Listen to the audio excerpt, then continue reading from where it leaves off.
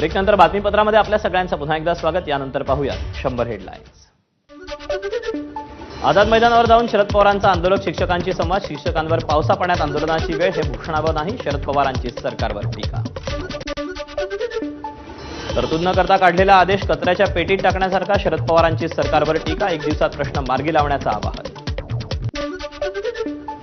उद्धव ठाकरेंची शिक्षकांच्या आंदोलनाला भेट, शिवसेना शिक्षकांसोबत असल्याचं उद्धव ठाकरेंचं वक्तव्य।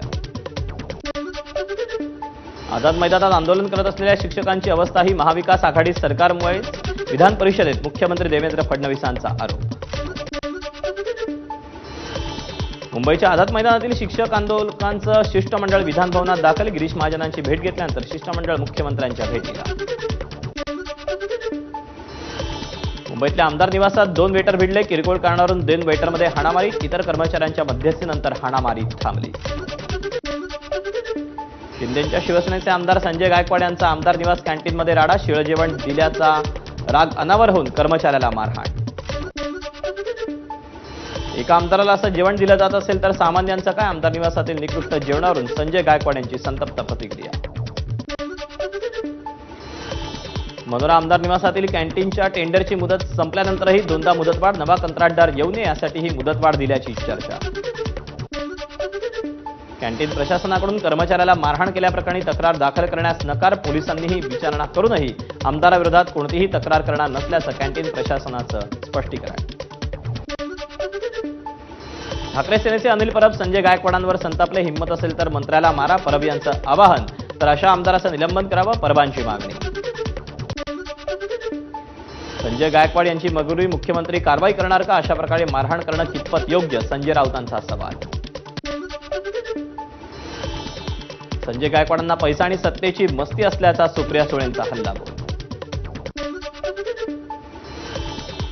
संजय गायकवाडांना समज देणार, मारहाण करणं चुकीचं, तक्रार करायला हवी होती, उपमुख्यमंत्री शिंदेंनी संजय गायकवाड यांचे कान टोचले। शिंदेंनी पंतप्रधान मोदी गृहमंत्री शहांकडे जाऊन ठाण्यातील प्रश्न सोडवण्यासाठी मोठा निधी आणावा, आव्हाडांची टीका। तुम्ही 7-8 टर्म आमदार आहात, पाण्याचे इतर नागरी प्रश्न तुम्ही का सोडवले नाहीत, मंत्री गुलाबराव पाटलांचा आव्हाडांवर पलटवार। 3000 कोटींच्या टोल घोटाळ्याप्रकरणी नाना पटोलेंकडून हक्कभंग दाखल, खासगी कंत्राटदाराला नियमबाह्य मुदतवाढ दिल्यानं 3000 कोटी रुपयांचं नुकसान झाल्याचा दावा करत पटोलेंची दोषींवर कठोर कारवाईची मागणी। तानाजी सावंत मतदारसंघात फिरत नाहीत, जनतेचे प्रश्न सोडवण्यासाठी वेळ नसेल तर सावंतांनी राजीनामा द्यावा, माजी आमदार राहुल मोटे यांची मागणी। विधानसभेच्या निकालापासून तानाजी सावंत एकदाही मतदारसंघात न फिरल्याचा ठाकरेंच्या शिवसेनेचा आरोप, अधिवेशनाकडेही सावंत यांची पाठ। उपमुख्यमंत्री शिंदेंनी ठाकरेंचे आमदार सुनील प्रभूंची घेतली सांत्वनपर भेट, सुनील प्रभूंच्या कांदिवलीतील निवासस्थानी शिंदेंची भेट। विधिमंडळ कामकाज सल्लागार समितीची उद्या बैठक, पावसाळी अधिवेशन 18 जुलैपर्यंत वाढवलं जाण्याची शक्यता। राज्य सरकार उद्या विधिमंडळात जनसुरक्षा विधेयक मांडणार, तत्पूर्वी महसूल मंत्री तथा समितीचे अध्यक्ष आणि मंत्री बावनकुळे विधिमंडळात आज समितीचा अहवाल सादर करणार।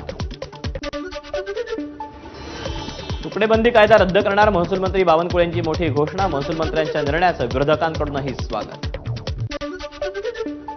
होमिओपॅथिक डॉक्टरांना महाराष्ट्र वैद्यक परिषदेत नोंदणी करण्याचा अधिकार, होमिओपॅथी डॉक्टरांकडून निर्णयाचं स्वागत। राज्यातील मत्स्यव्यवसाय क्षेत्राचा एआय तंत्रज्ञानाचा पहिला करार, एआयच्या मदतीनं smart fish stock assessment system तयार केली जाणार।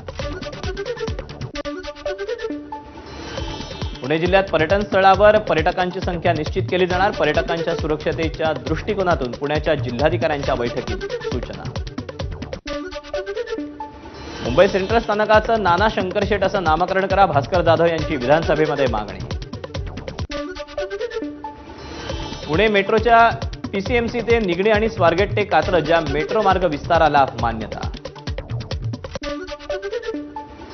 खासदार सुप्रिया सुळेंकडून पुण्यातील स्वारगेट पोलीस स्टेशनमध्ये तक्रार, राज्यात खोटे शासकीय निर्णय प्रसारित करून जनतेची दिशाभूल करणाऱ्या गंभीर प्रकारांमध्ये वाढ होत असल्यानं कारवाई करण्याची मागणी।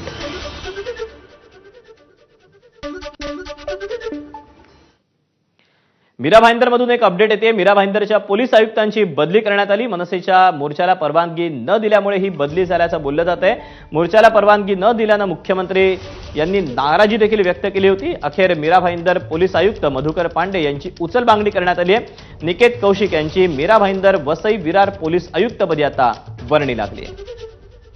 अपडेट जाणून घेऊयात, अभिषेक मुठा आपल्यासोबत आहे। अभिषेक, मनसेच्या मोर्चाला परवानगी न देणं हे पोलीस आयुक्तांना भोवलं का? नक्कीच मीरा भाईंदर मधील जो मोर्चा होता त्याला कुठेतरी परवानगी ही न दिल्यामुळे पोलीस आयुक्तांना आता हटवल्याचं आपल्याला पाहायला मिळत आहे। मीरा भाईंदर पोलीस आयुक्त मधुकर पांडे यांची उचलबांगडी करण्यात आलेली आहे। त्या जागी निकेत कौशिक यांची मीरा भाईंदर वसई विरार पोलीस आयुक्तपदी वर्णी लागल्याचं आपल्याला दिसतं आहे।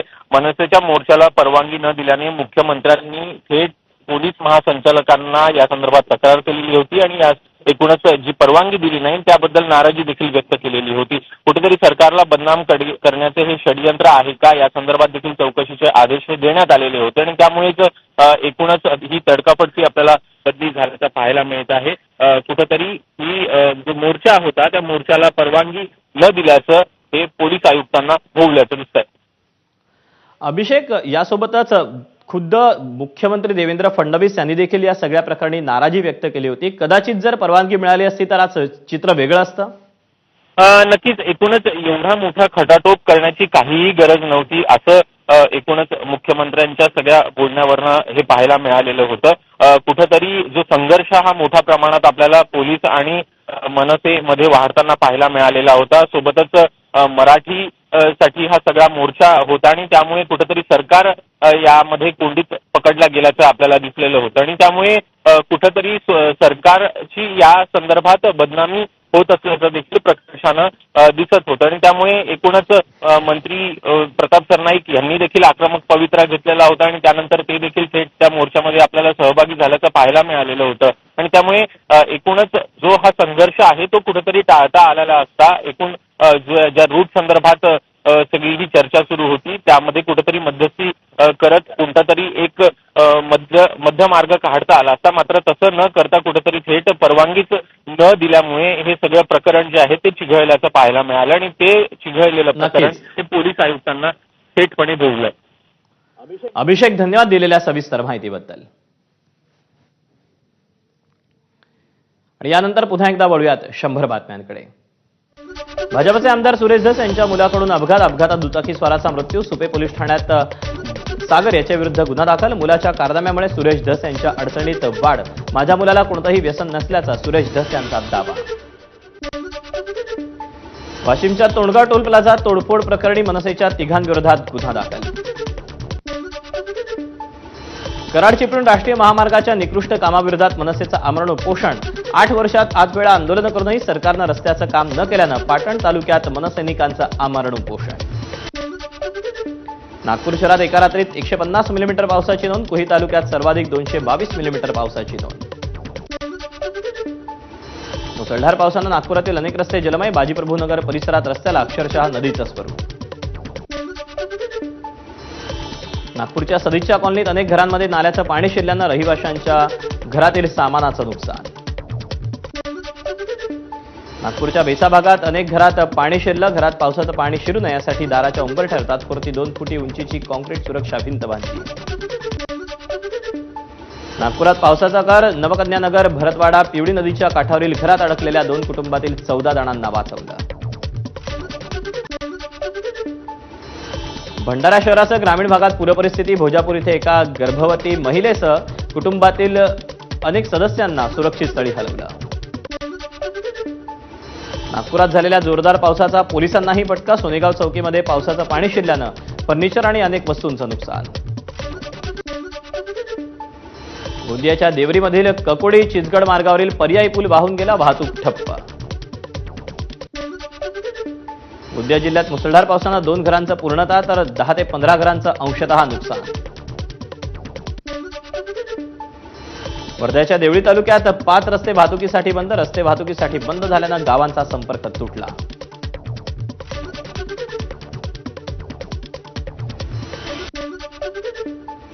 यवतमाळ जिल्ह्यात 18 महसूल मंडळात अतिवृष्टी। गेल्या 24 तासात 33 मिलीमीटर पावसाची नोंद। यवतमाळच्या पांढरकवडा तालुक्यात मांडवा जवळून वाहणाऱ्या खुनी नदीला पूर. पाटणबोरी ते मांडवा मार्गावरची वाहतूक ठप्प. यवतमाळ जिल्ह्यात वर्धा नदीला पूर. पुलावरून पाणी वाहत असल्यानं वरोरा मार्ग बंद.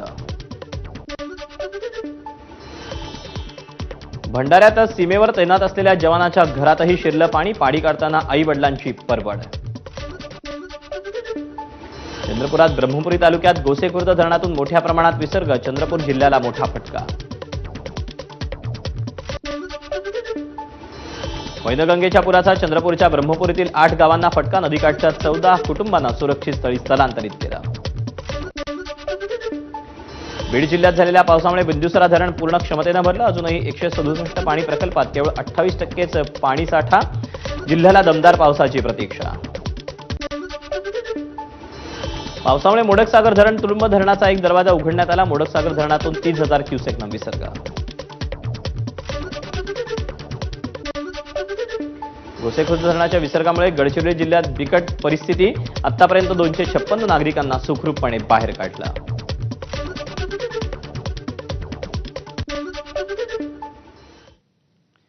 भंडारा जिल्ह्यातील गोसेखुर्द धरणाच्या विसर्गामुळे गडचिरोली जिल्ह्यात बिकट पूरपरिस्थिती निर्माण झाली. वैनगंगा नदीनं पात्र सोडलं असून उत्तर गडचिरोली भागातील देसाईगंज, आरमोरी, गडचिरोली, चामोर्शी तालुक्यात शेकडो हेक्टर